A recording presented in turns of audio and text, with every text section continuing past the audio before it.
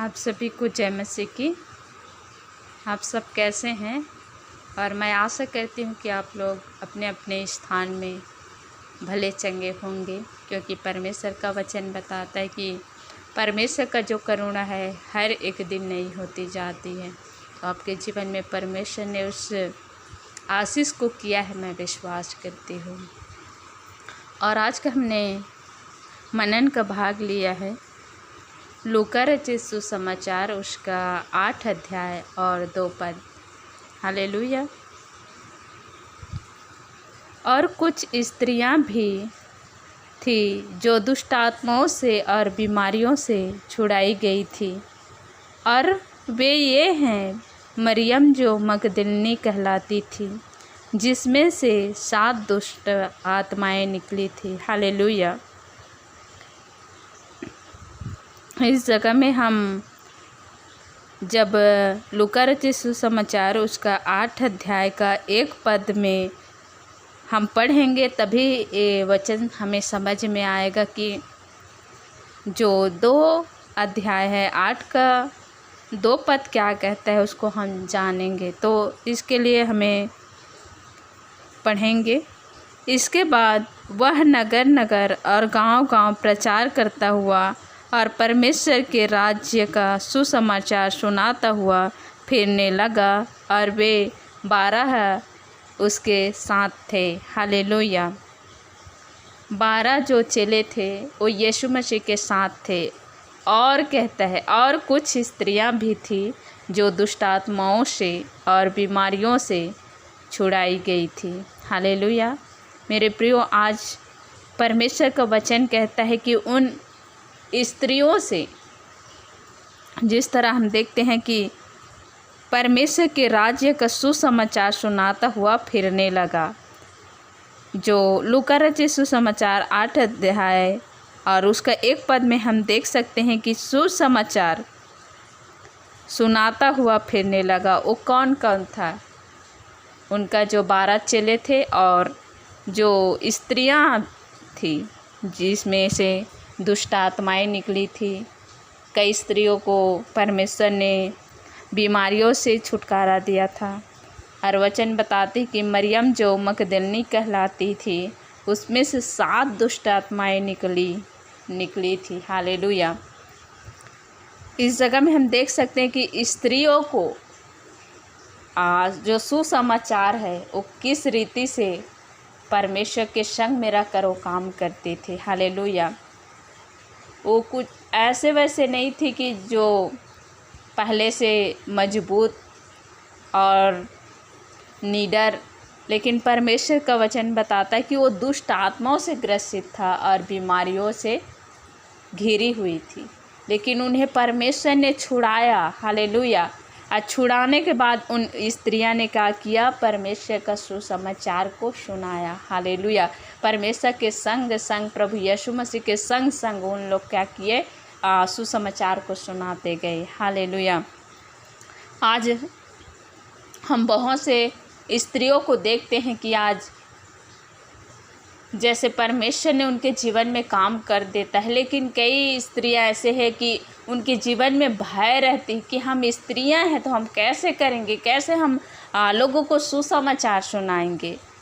लेकिन परमेश्वर का वचन कहता है कि इस जगह में स्त्रियां भी उसमें शामिल थी। मेरे प्रियो, आज बहुत सी स्त्रियों को क्या कर रहे हैं?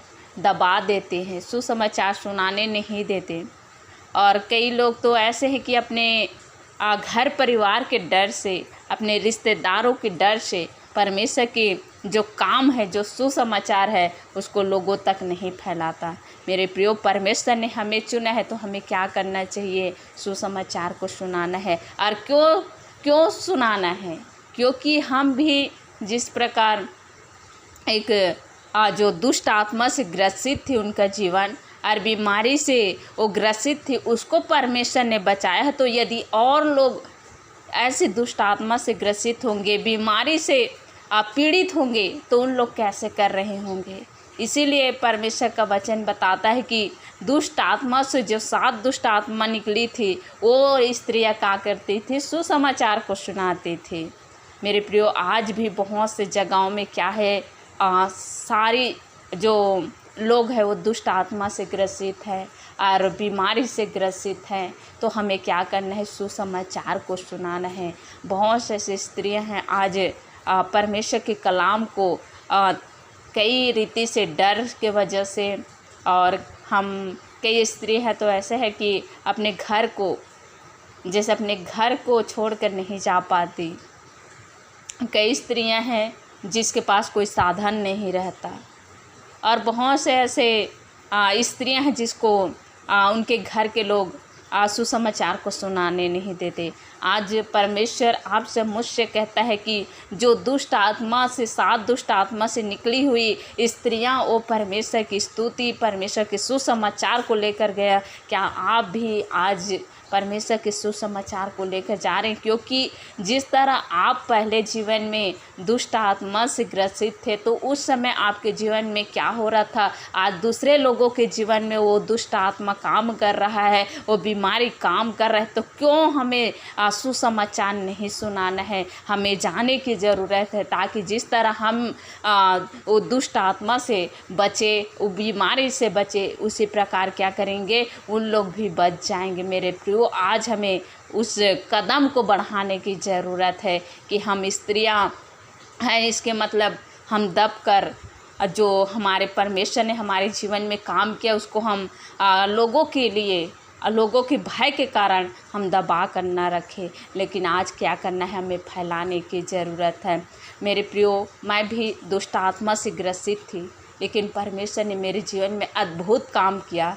तो आज मैं परमेश्वर के जो सुसमाचार है उसको हर एक लोगों को सुनाती हूँ, क्योंकि परमेश्वर ने मुझे चंगा किया है। उस दुष्ट आत्मा ग्रसित व्यक्ति को आज परमेश्वर ने आपके सामने खड़ा किया है, तो क्यों ना मैं उस परमेश्वर का, जो जीवित परमेश्वर, उनकी प्रशंसा करूँ, उनकी सुसमाचार को सुनाऊँ, ताकि वो व्यक्ति जो दुष्ट आत्मा से ग्रसित है वो भी क्या करें, उनके जीवन में खुशी और आनंद आए और वो दुष्ट आत्मा से छुड़ाए जाएँ।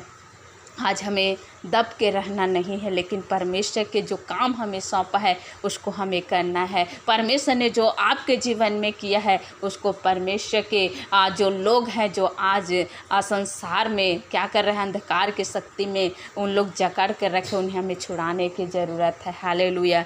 मेरे प्रियो, आज परमेश्वर आपसे मुझसे कहता है कि हमें उस जगह में जाना है, ताकि हम उन लोगों को छुड़ा कर ले आएँ। हम स्त्रियां, सभी स्त्रियों से आज परमेश्वर बात कर रहा है कि हमें क्या करना है, अपने जीवन में जो परमेश्वर ने गवाही दिया है उसे लोगों के सामने प्रकट करें। हालेलुया। ताकि उनका भी जीवन बचाया जाए। मेरे प्रियो, हमें परमेश्वर के कामों को अपने ही तक सीमित नहीं रखना है, लेकिन दूसरों को बताना है। हालेलुया। और जब मैं जैसे आज मैं सिलाई कर रही थी, तो परमेश्वर ने इस लूका रचित सुसमाचार 8 अध्याय और उसका 2 पद को मुझे अगुवाई किया कि इस पद को खोलो करके, और तुरंत मैं सिलाई को बंद करके उसके बाद इस पद को खोली, तो परमेश्वर ने मुझे इस वचन से बात किया, और उस बातों को मैं नहीं समझ पा रही थी। फिर मैं अपने सिलाई में लग गई।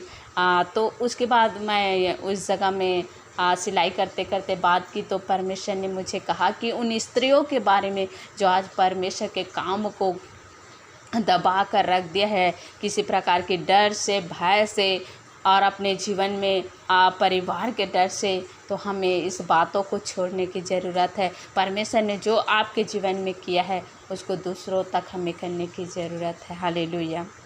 आइए दुआ करें। थैंक यू खुदावन परमेश्वर पिता, आपकी दया करुणा के लिए, और आज सुंदर वचन से हमसे बात किया, इसके लिए धन्यवाद। आज जितने लोग सुन रहे हैं खुदावन परमेश्वर, सबके जीवन में बहुतायत की आशीष को देना। परमेश्वर वचन के द्वारा उनका जीवन परमेश्वर पवित्र आत्मा उस सुसमाचार का जीवन होने पाए। धन्यवाद करते हुए दुआ यीशु के नाम से मांगती हूँ। आमीन आमीन।